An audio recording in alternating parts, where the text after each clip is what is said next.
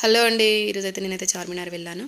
చార్మినార్లో అయితే మనకు మగ్గం మెటీరియల్ అయితే ఒకటే దగ్గర దొరుకుతాయి. అన్నీ ఇంకా బీడ్స్ కానించి జర్దోజీ అన్నీ ఒకటే షాప్లో దొరుకుతాయి మనకి.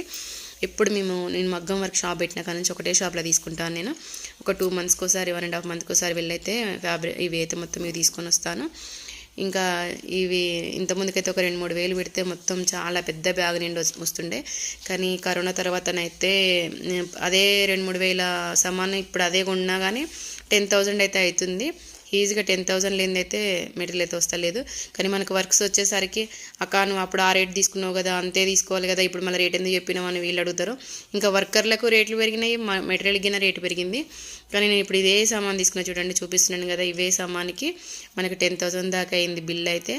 అవైతే కనిపించని డబ్బులు, మళ్ళీ రోజు రోజు పెడుతూనే ఉండాలి. థ్రెడ్స్ కానీ, చిన్న చిన్న బీడ్స్ కానీ, కుందన్స్ కానీ మళ్ళీ ఇక్కడ కొనుక్కొస్తూనే ఉండాలి. ఒకటేసారి తీసుకొచ్చేటి మాత్రం 10,000 15,000 అలా పెట్టి తీసుకురావాలి. మిషన్ ఐటమ్స్కి గిన 10,000 తక్కువ పెట్టండి. దారాలు అవన్నీ వస్తలేవు. ఇంతకుముందుకు అయితే 1,500 2,000 పెడితే ఇంకా మిషన్ ఐటమ్స్ అన్నీ వస్తుండే. ఓకేనా, మా కష్టాలు అయితే ఇలా ఉంటాయండి.